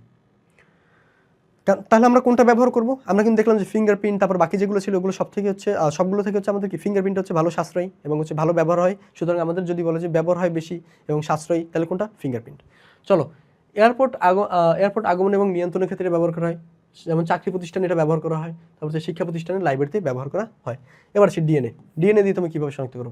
ডিএনএ ফিঙ্গারপ্রিন্ট এর সাহায্যে নমুনা মানুষকে চেনা হচ্ছে অদ্বিতীয়ভাবে শনাক্ত করা। তোমার প্রত্যেকটা ডিএনএ হচ্ছে বা হচ্ছে চুলের রং, তারপর হচ্ছে একবার দুবার জামা পরার ক্ষেত্রে ডিএনএ, যারা হচ্ছে জামা পরিবর্তন করে একবার দুবার, তাদের হচ্ছে ডিএনএ হচ্ছে জামাতে থাকে, সো ওইখান থেকে আমরা নিতে পারি। বা হচ্ছে আমাদের চুলগুলো আছে সেই চুলগুলো থেকে আমরা নিতে পারি ডিএনএ, সংরক্ষণ করতে পারি।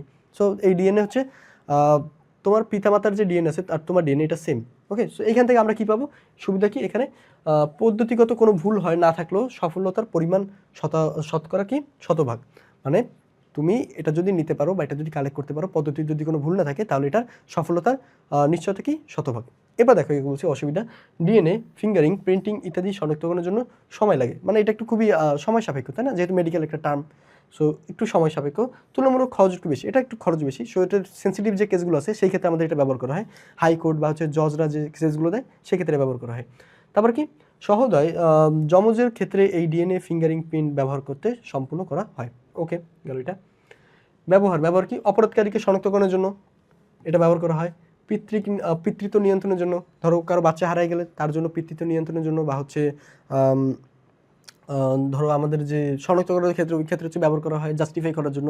বিকৃত শাবদেহ শনাক্তে, হচ্ছে কোনো মানুষ যদি বিকৃত হয়ে যায়, ধরো সে মারা গেছে বাট মুখ এমনভাবে থেতলে গেছে তাকে বোঝা যাচ্ছে না, তখন হচ্ছে আমাদের ডিএনএ টেস্টের মাধ্যমে তাকে শনাক্ত করা হয় যে সে কে। তারপর দেখো চিকিৎসা বিজ্ঞানে এটা ব্যবহার করা হয়। ভয়েস রিকগনাইজেশন, এটা তো আমরা সবাই জানি।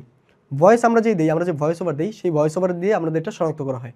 যেমন হচ্ছে ভয়েস রিকগনাইজেশন পদ্ধতিতে সকল ব্যবহারকারীকে ইলেকট্রনিক সিগন্যালের মাধ্যমে রূপান্তর করা এবং ডেটাবেজে সংরক্ষণ করা হয় এবং পরবর্তীতে তুলনা করে ব্যক্তিদের জন্য সেই ভয়েসটা এক্সিকিউট করে এবং সেখান থেকে হচ্ছে আমাদের এই পাসওয়ার্ডটা আমাদের জন্য দেয়। ওকে, এবার দেখো সুবিধা সহজ এবং হচ্ছে খরচ কম বা বাস্তবায়নে খরচ কম লাগে। অসুবিধা অসুস্থতার কারণে কণ্ঠ পরিবর্তন হলে সঠিকভাবে ফলাফল পাওয়া যায় না।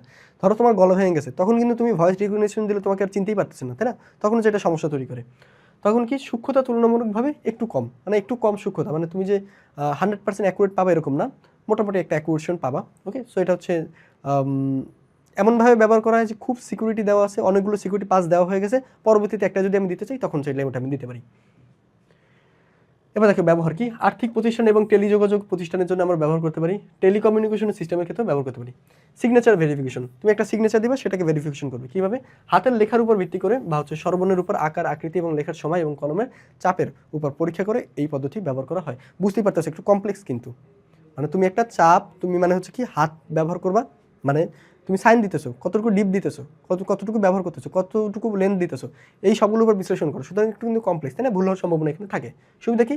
ইহা একটি সর্বস্তরের গ্রহণযোগ্য পদ্ধতি, এটা তুমি সবার জন্য ব্যবহার করতে পারবা, সবার জন্য এক্সিকিউট করতে পারবা। এই পদ্ধতি ব্যবহার করে খরচ একটু কম, এই পদ্ধতি ব্যবহার করলে তোমার কি খরচটা কম হবে, শনাক্তকরণের সময় কম লাগে, শনাক্তকরণের জন্য সময় তোমার কম লাগে। সুবিধা কি? যারা স্বাক্ষর জানে তাদের জন্য এটি প্রযোজ্য, যারা স্বাক্ষর দিতে পারে না তাদের জন্য এটি প্রযোজ্য নয়। ব্যবহার কোথায়? ব্যাংক, বিমা এবং অন্যান্য প্রতিষ্ঠানের ক্ষেত্রে শনাক্ত করতে এটা সুবিধা করে। ব্যাংক, বিমা এবং অন্যান্য যে প্রতিষ্ঠানগুলো আছে সেখানে শনাক্ত করার জন্য তোমার এটা ব্যবহার হয়ে থাকে। চলো পরবর্তীতে আমরা দেখি বায়ো ইনফরমেটিক্স পদ্ধতি, আচ্ছা আমাদের শেষ কোথায় কোথায় ব্যবহার হয়, কী কী ব্যবহার হয় এটা। এখন হচ্ছে যে ক্ষেত্রসমূহ কোথায় কোথায় আমরা ব্যবহার করে থাকি, দেখো আমরা পড়ে এসেছি এগুলো। কোনো কক্ষে বা প্রোগ্রাম বা সফটওয়্যারের যে কোনো ডিজিটাল প্রবেশাধিকারী নিয়ন্ত্রণের জন্য, তোমার মোবাইলে প্রবেশ নিয়ন্ত্রণ করার জন্য তুমি এটা ব্যবহার করো। দেখো কোনো শিক্ষা প্রতিষ্ঠানের শিক্ষার্থী এবং শিক্ষক এবং ব্যবসায়ী প্রতিষ্ঠানের কর্মকর্তা এবং কর্মচারীদের উপস্থিতি রেকর্ড করার জন্য এটা ব্যবহার করে থাকে। ডিজিটালভাবে দেখবা যে করে এরকম যে কে কে আসে ওটা ফিঙ্গারপ্রিন্টের মাধ্যমে নির্ণয় করে। যেমন হচ্ছে অফিসে যদি তুমি দেখো, অফিসে যখন যাবা দেখবা যে ফিঙ্গারপ্রিন্টের মাধ্যমে কে কে আসছে ওটাকে রেকর্ড করে রাখে। ওই ডেলি কখন আসছে, কখন এন্ট্রি হয়েছে, কখন চলে গেছে ওটা নির্দেশ করে রাখে। বা বিভিন্ন নাটক সিনেমাতেও দেখতে পাবে এগুলো। ওকে, সো এটা হচ্ছে খুব একটা ডিজিটাল একটা পদ্ধতি। বায়োমেট্রিক্স পদ্ধতি হচ্ছে পাসপোর্ট তৈরি করতে ব্যবহার করা হয়, ড্রাইভিং লাইসেন্স তৈরিতে ব্যবহার করা হয়, ই কমার্স এবং স্মার্ট কার্ড ব্যবহারতে শনাক্ত করা হয়। তারপর হচ্ছে বিকৃত মানুষের মরদেহ শনাক্তকরণের জন্য এই ডিএনএ প্রযুক্তিটা ব্যবহার করা হয়।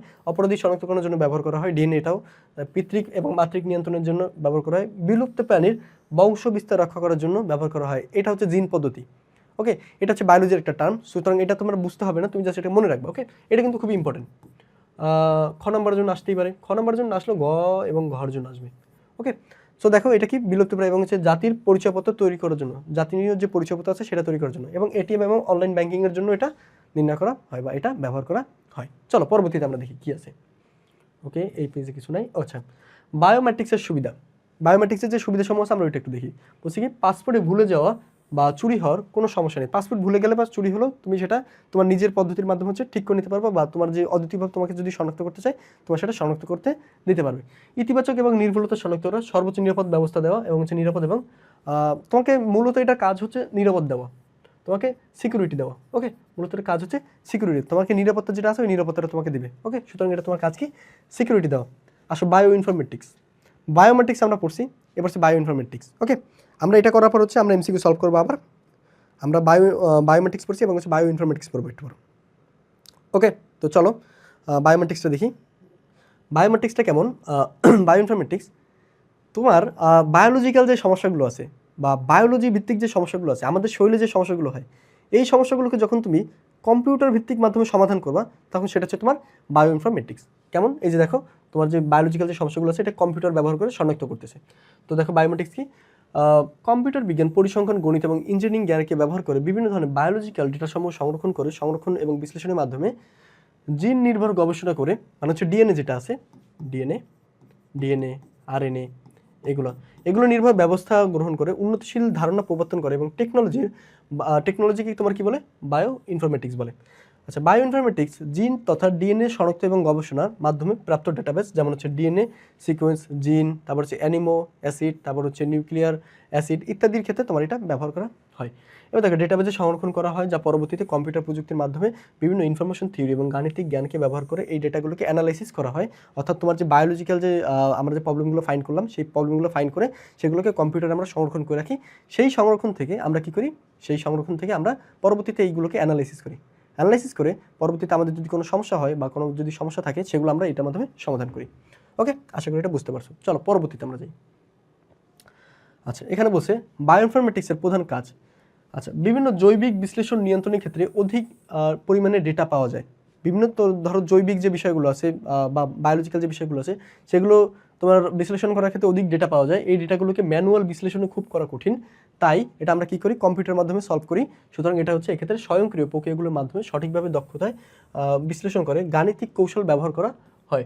বায়োইনফরমেটিক্স জীববিজ্ঞান এবং চিকিৎসা বিজ্ঞানের সমস্যা সমাধানের জন্য ডেটা সায়েন্সের ব্যবহার রয়েছে। অর্থাৎ তুমি যদি ডেটা সায়েন্স থাকো তা ডেটা সায়েন্স দিয়েও তুমি হচ্ছে এটা ব্যবহার করতে পারবে। এবার দেখো বলছে বায়োইনফরমেটিক্স জিন তথা ডিএনএ সংক্রান্ত গবেষণার মাধ্যমে ডেটাগুলো ডেটাবেজে সংরক্ষণ করা হয়। পরবর্তীতে কম্পিউটার বিজ্ঞান, পরিসংখ্যান, গণিত এবং ইঞ্জিনিয়ারিং জ্ঞানকে ব্যবহার করে এই ডেটাগুলোকে বিশ্লেষণ করা হয়, যাকে বায়োইনফরমেটিক্স বলে। এবার দেখো বায়োইনফরমেটিক্সের কার্যধারা এগুলো কী কী হয়। একটা হচ্ছে দেখো ডিএনএ এর সঠিক পর্যায়ক্রম সিকোয়েন্স নির্ধারণ করে, তোমার ডিএনএ এর সিকোয়েন্সগুলো নির্ধারণ করে। ডিএনএ আমরা কি জানি এবিসিডি এই লেটারগুলো আছে, তাই না? সো ওইগুলো হচ্ছে, আচ্ছা তো অনেকে নাই জানতে পারো, বাট সমস্যা নেই। ডিএনএতে মনে রাখবো যে এবিসিডি এবি জি সি এই লেটারগুলো থাকে, ওই লেটারগুলোকে আমরা সিকোয়েন্স করার জন্য হচ্ছে আমরা এই বায়োইনফরমেটিক্স ব্যবহার করে থাকি। তো ওইটা দিয়ে হচ্ছে নির্ধারণ হয় যে তোমার আসলে কোন ডিএনএ বা তোমার ডিএনএ কার সাথে ম্যাচ করে ওইটা নির্ধারণ করা হয়। পর্যায়ক্রমটি তথ্য অন্য জানা থাকলে ডিএনএ এর পর্যায়ক্রমগুলো তুলনামূলক সাজানো সহজ হয়। তারপর দেখো ডিএনএ প্রোটিনে পর্যবেক্ষণ নিয়ন্ত্রণ হয় এবং প্রোটিন ক্রিয়াকালে এই প্রাসঙ্গিক বিষয়ে ভ্যালিডিটি বিবেচনা করা হয়, মানে এটা ভ্যালিড কিনা বা কোনো ধরনের সিদ্ধান্ত গ্রহণ করা হয় এই পদ্ধতির মাধ্যমে। ওকে, আশা করি এটা বুঝতে পারছো। এইটা একটু ইম্পর্টেন্ট, এইটা মূলত ইম্পর্টেন্ট। ওকে, এটা হচ্ছে তোমার সিকিউর জন্য আসতে পারে, আসলে গ হতে, আর এটা মূলত তোমার এমসিকিউতে চলে আসতে পারে। ওকে, আশা করি তোমরা বুঝতে পারছো। চলো পরবর্তীতে আমরা যাই। বায়োইনফরমেটিক্সের লক্ষ্য, আসলে এটা লক্ষ্য কি, কিসের জন্য এটা হচ্ছে? দেখো, বায়োলজিক্যাল ইনফরমেশন পরিচালনা করা, ডেটাবেস ব্যবহার করে বায়োলজিক্যাল যে তথ্য আছে সেটা সংগঠিত করা, তারপরে দেখো বায়োলজিক্যাল উপাত্ত বা প্রক্রিয়াকরণ এবং বিশ্লেষণ এবং সুস্পষ্ট দৃষ্টিগোচর করানো। ওকে, বায়োলজিক্যাল যে বিষয়গুলো আছে সেই তথ্যগুলোকে উপাত্তকে বিশ্লেষণ করার জন্য এটা ব্যবহার করা হয়। বায়োলজিক্যাল তথ্য জনসাধারণের মধ্যে ইন্টারনেটের মাধ্যমে শেয়ার করে দেওয়া, জনসাধারণের মাঝে হচ্ছে বায়োলজিক্যাল যে তথ্যগুলো আছে সেগুলো শেয়ার করে দেওয়া। এবার দেখো বলছে কি, ব্যবহার বলছে মলিকিউল মেডিসিন, তারপর দেখো জিন থেরাপি, এইটা খুবই ইম্পর্টেন্ট। ওকে, এটা এমসিকিউর জন্য খুব ইম্পর্টেন্ট। তোমার বায়োইনফরমেটিক্স কোথায় কোথায় ব্যবহার হয়? মলিকিউল মেডিসিন, জিন থেরাপি, ঔষধের গুণগণ উন্নয়ন এবং নতুন ঔষধ তৈরি করার ক্ষেত্রে, এবং হচ্ছে আমাদের কি বজ্র পরিষ্কার। এছাড়াও বায়োইনফরমেটিক্স এর উল্লেখযোগ্য গবেষণার ক্ষেত্রগুলো হচ্ছে ডিএনএ ম্যাপিং, জিন ফাইন্ডিং এবং সিকোয়েন্স এবং অ্যানালাইসিস, এবং ডিএনএ অ্যানালাইসিস এবং প্রোটিন গঠনে এই অ্যানালাইসিসগুলো সাহায্য করে থাকে। চলো পরবর্তীতে আমরা দেখি কি বলছে। সুবিধা, এই বায়োইনফরমেটিক্স থেকে আমরা কী সুবিধা পাবো? এখান থেকে পাবো, এর ফলে জিনোমের সিকোয়েন্সগুলো ঘটে, এর ফলে জিনোমের কি রেভলিউশন ঘটে, গবেষণা এবং গবেষণার ক্ষেত্রে সময় কম খরচ হয় এবং সঠিকভাবে বিশ্বাসযোগ্য এবং ভেরিফিকেশন করা যায়, এবং শনাক্তকৃত বৈশিষ্ট্যগুলো সংরক্ষণ করা যায়, এবং হচ্ছে বিশাল ডেটাবেসকে যাচাই করা যায়, এবং ওষুধগুলো, আচ্ছা মূলত এটা হচ্ছে তোমার একটা বিশাল যদি ডাটাবেস থাকে সেগুলোকে তুমি ম্যানুয়াল যদি করতে যাও অনেক সময় সাপেক্ষ হয়, তাই না? তো এই ম্যানুয়াল না করে আমরা যদি বায়োলজিক্যাল মাধ্যমে এটাকে সমাধান করি, এটা একটা ডেটাবেস আমরা তৈরি করে রেখে দিই, পরবর্তীতে এটাকে অ্যানালাইসিস করি, তাহলে দেখবা যে এগুলো খুবই সহজ হয়ে যেতেছে আমাদের জন্য বিশ্লেষণ করা, তাই না? তো বিশ্লেষণ করা হচ্ছে আমাদের জন্য খুবই সহজ হয়ে যাবে। ওকে, চলো এই পর্যন্ত কি কারো কোনো সমস্যা আছে? কারো কোনো সমস্যা থাকলে জানাতে পারো। কেমন আছেন ভাই? আলহামদুলিল্লাহ ভালো। সানজিদা, তুমি কেমন আছো? চলো তাহলে হচ্ছে ওষুধ ব্যবহারের মাধ্যমে এটা করা হয়। অ্যালগরিদম ভিত্তিক হচ্ছে ডেটা যে মাইনিং আছে সেই মাইনিংয়ের ক্ষেত্রে এটা ব্যবহার করা হয়। আচ্ছা, অ্যালগরিদম হচ্ছে দেখো ডাটার মধ্যে থেকে জ্ঞানের নির্ধারণ করা, মানে হচ্ছে তুমি একটা ডাটা নিবা, সেই ডাটা থেকে যে জ্ঞানটুকু আছে সেই জ্ঞানটুকু তুমি পাবা। ওকে, তো এটা হচ্ছে তোমার অ্যালগরিদম নির্ণয়। ওকে, আচ্ছা সানজিদ ইসলাম সানজু, কেমন আছেন ভাই? ভাই তুমি কেমন আছো? আমি আলহামদুলিল্লাহ ভালো আছি। ওকে, তোমাদের কি আর কোনো প্রবলেম আছে বা এখানে কি আর কোনো প্রবলেম আছে কারো? থাকলে জানাতে পারো। ওকে, চলো পরবর্তীতে আমরা দেখি এখানে অসুবিধাগুলো কী কী আছে। ব্যয়বহুল প্রক্রিয়া, এটা একটু ব্যয়বহুল। ওকে, ডেটাবেজে অনুসন্ধানের সময় সাপেক্ষ, ডেটাবেসটা যে অনুসন্ধান করবে এটা একটু সময় সাপেক্ষ, তাই না? যেহেতু একটা বড় ডাটা আমরা এখানে অ্যানালাইসিস করি, জীব থেকে আমরা যে ডাটাগুলো পাই সেগুলো একটু বিশাল বিশাল হয় বা সিকোয়েন্সটা একটু বড় হয়, এর জন্য তথ্য চুরি হতে পারে, নতুন ধরনের সব সময় ব্যবস্থা নাও হতে পারে, বা নতুন ধারণার সবসময় বাস্তবায়নটা নাও হতে পারে। ওকে, সো এটা হচ্ছে তোমার এই জন্য হচ্ছে এটা একটু কী বলে আমাদের হচ্ছে যে অসুবিধাগুলো আছে সেই অসুবিধাগুলোর মধ্যে পড়ে। ওকে, চলো পরবর্তীতে আমরা দেখি কি বলছে। দেখো পরবর্তীতে আমাদের যে টপিক আছে সেটা হচ্ছে জেনেটিক ইঞ্জিনিয়ারিং। ওকে, জেনেটিক ইঞ্জিনিয়ারিং। ওকে, আচ্ছা জেনেটিক ইঞ্জিনিয়ারিং।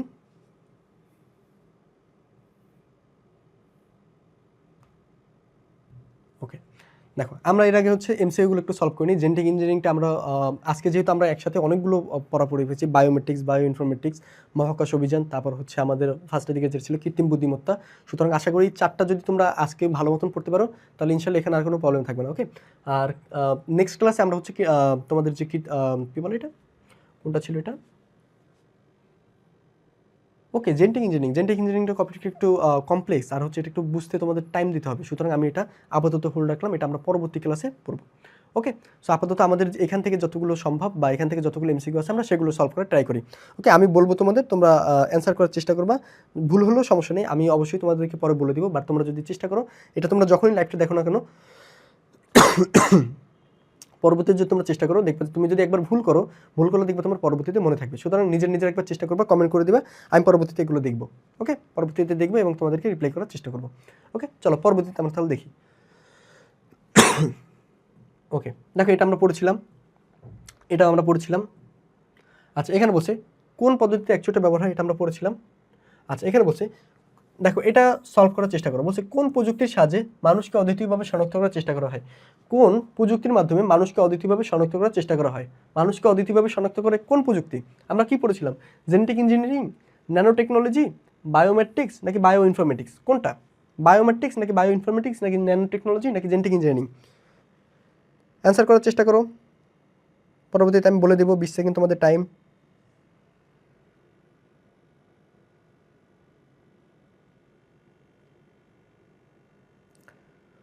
বলছে কি কোন প্রযুক্তিকে মানুষকে অদ্বিতীয়ভাবে শনাক্ত করা, অর্থাৎ তোমার হ্যান্ড বা তোমার যে হাতের স্ট্রাকচার আছে এগুলো দেখে ওরা বুঝতে পারবে এটা কোন পদ্ধতি। আমি কিন্তু হিন্টস দিয়ে দিয়েছি।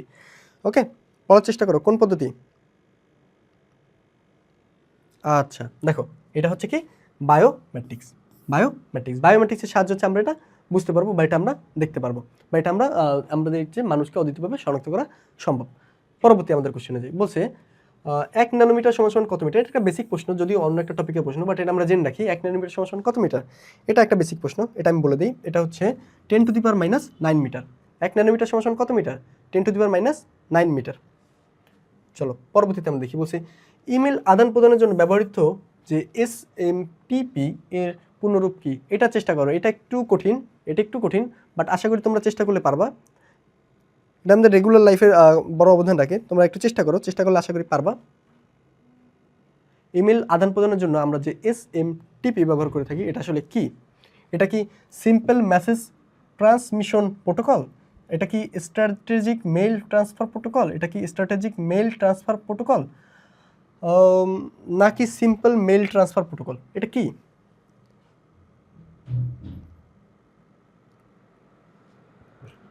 চেষ্টা করো, আশা করি পারবা। চেষ্টা করো তোমরা, এটা কি?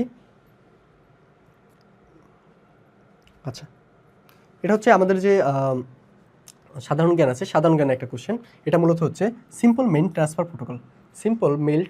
প্রোটোকল। ওকে, কে উত্তর করতে পেরেছিল বা কে জানতা? ওকে, এটা হচ্ছে কি সিম্পল মেইল ট্রান্সফার প্রোটোকল। চলো পরবর্তীতে আমরা দেখি। বলছে সর্বাধিক জনপ্রিয় এবং আদর্শ ডাটা কমিউনিকেশন মাধ্যম কোনটি? আচ্ছা, এটা আমাদের এখনো পড়িনি, এটা আমরা পরবর্তী যাই। অনাকাঙ্ক্ষিত বা অবাঞ্ছিত, আচ্ছা এটাও আমরা পড়িনি। ওকে, এটা আমরা দেখি এবার। কৃত্রিম বুদ্ধিমত্তা। বলছে কৃত্রিম বুদ্ধিমত্তার আয়ত্তাধীন ক্ষেত্র কোনটি? দেখো, একটা হচ্ছে আমাদের মেশিন লার্নিং। আমরা কি পড়ছিলাম মেশিন লার্নিং কৃত্রিম বুদ্ধিমত্তায়? তারপর দেখো কম্পিউটার ভিশন, কম্পিউটার কি দরকার ছিল কৃত্রিম বুদ্ধিমত্তাতে? এবং ন্যাচারাল ল্যাঙ্গুয়েজ প্রসেসিং, এটা কি দরকার ছিল ন্যাচারাল ল্যাঙ্গুয়েজ প্রসেসিং? কোনটা হবে অ্যান্সার? বলার চেষ্টা করো। না পারলে আমি বলে দিব, বাট আমি সবগুলোই ব্যাখ্যা দিয়ে আমি হচ্ছে এখানে বলে দিব কোনটা হবে।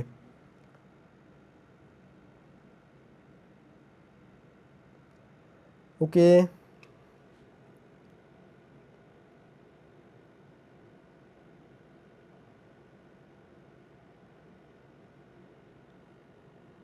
বলো কৃত্রিম বুদ্ধিমত্তার আয়ত্তাধীন ক্ষেত্র কোনটি?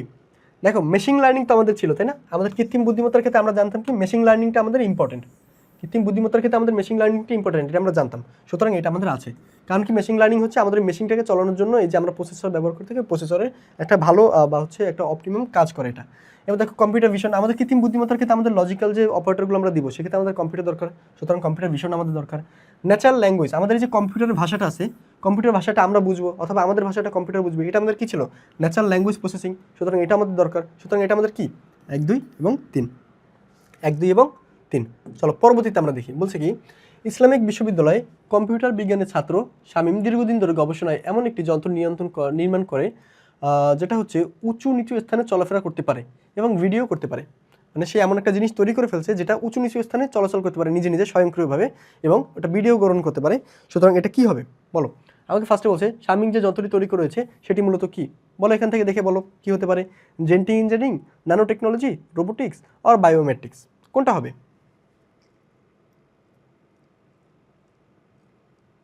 কোনটা হবে? Genetic engineering, nanotechnology, robotics আর বায়ো ইনফরমেটিক্স, কোনটা হবে আমাদের? বলার চেষ্টা করো 20 seconds for each question.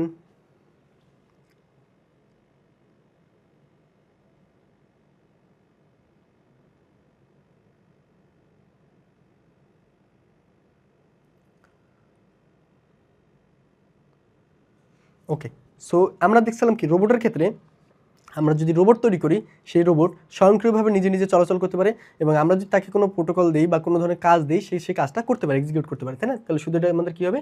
Robotics. এটা আমাদের কী হবে? রোবোটিক্স। এবার দেখে এখানে বলছি কি শামীম যন্ত্রটি ব্যবহার করা যায়। শামীমের যন্ত্রটি কোথায় ব্যবহার করা যায়? আমরা রোবট কোথায় ব্যবহার করতে পারি? চিকিৎসা ক্ষেত্রে ব্যবহার করতে পারি, গৃহ বাসস্থানে ব্যবস্থা করবি বা হচ্ছে গৃহ নির্মাণ করবো, তুমি ওইটা ব্যবস্থা করতে পারো, বা হচ্ছে গৃহ ব্যবস্থাপনায়, অথবা তুমি শিল্প কারখানায় কোথায় ব্যবস্থা করতে পারো বা কোথায় তুমি ব্যবহার করতে পারো এটাকে। নিজে নিজে অবশ্যই করার চেষ্টা করবো, যখনই আসো বা যখনই এটা দেখো নিজে নিজে অবশ্যই করার চেষ্টা করবে এটা। কখন এটা ব্যবহার করো তোমরা? এটা আমরা তিনটা ক্ষেত্রে ব্যবহার করি। শিল্প কারখানা যে আছে এখানেও আমরা এটা ব্যবহার করি, তারপর চিকিৎসা ক্ষেত্রে যে আছে এখানেও এটা আমরা ব্যবহার করে থাকি, এবং আমাদের গৃহ যে ব্যবস্থাপনা আছে এখানেও আমরা এটা ব্যবহার করে থাকি। সুতরাং তিনটাই। ওকে, আশা করি এটা বুঝতে পারছো। চলো পরবর্তীতে আমরা যাই। বলছে লোকমান সাহেব গবেষণা ক্ষেত্রে নানাবিধ প্রজাতি এবং ফুল ফল নতুন, আচ্ছা এটা আমরা এখনো পড়িনি। আচ্ছা এটা বলছে কি, মিস্টার মাসুদ একজন চিকিৎসক, তার স্পর্শ ছাড়াই মোবাইলের ফোনটি চালু হয় না, তার স্পর্শ ছাড়া তার মোবাইল ফোনটি চালু হয় না। তিনি রোগীকে চিকিৎসার ক্ষেত্রে অতি ক্ষুদ্র যন্ত্র ব্যবহার করে থাকেন। আচ্ছা অতি ক্ষুদ্র যে যন্ত্রটি ব্যবহার করে থাকেন এটা আমাদের নাই আপাতত। ওকে, তো আমরা বলবো মিস্টার মাসুদ মোবাইলে যে পদ্ধতিটি ব্যবহার করেছেন সেটি আসলে কি?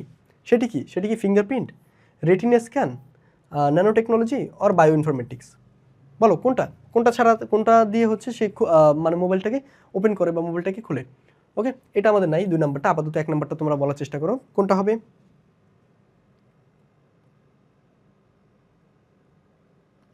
কোনটা হবে? আচ্ছা দেখো, মোবাইলে আমাদের হচ্ছে টাচ ছাড়া খুলে না বা তার স্পর্শ ছাড়া খুলে না, এটা আমাদের কোনটা? আমরা জানি ফিঙ্গারপ্রিন্ট হতে হলে আমাদের অবশ্যই স্পর্শ করতে হয়, তাই না? সুতরাং এটা কোনটা? ফিঙ্গারপ্রিন্ট। রেটিনা হবে না কেন? কারণ এটা আমাদের স্পর্শ করতে হয় না, রেটিনাতে আমাদের স্পর্শ করার দরকার নেই, সুতরাং এটা আমাদের দরকার না। ন্যানো টেকনোলজি কেন? ন্যানো টেকনোলজি হচ্ছে আমাদের যে ছোট একটা যন্ত্র আছে ওইটার ক্ষেত্রে, এটা আমরা এখনো পড়াইনি, সুতরাং এটা দরকার না। বায়ো ইনফরমেটিক্স, ইয়েস এটা বায়ো ইনফরমেটিক্স, বাট এখানে আরও স্পেসিফিকভাবে দেওয়া আছে কি ফিঙ্গারপ্রিন্ট, সুতরাং এটা হচ্ছে আমাদের ফিঙ্গারপ্রিন্ট। ওকে, আশা করি বুঝতে পারছো। ওকে, সো এই পর্যন্তই আজকের যে ক্লাসটা ছিল এটাই। তোমরা যখনই ক্লাস করতে আসো না কেন তোমরা অবশ্যই হচ্ছে ক্লাসটার যে এমসিকিউগুলো আছে সেগুলো নিজে করার চেষ্টা করবে, নিজের আগে উত্তর দিবে। পরবর্তী যদি না পারে তখন তুমি আমার যে হেল্প আছে সেই হেল্পটা তুমি নিতে পারো, বাট এর আগে তোমরা নিজেরা সবগুলো করার চেষ্টা করবে। নিজে যদি না পারো ভিডিও পজ করে নেবে, নিজে যদি না পারো সেক্ষেত্রে তোমরা আমার হেল্পটা নিতে পারো, আমি এমনিতেই পরবর্তীতে বলে দিব।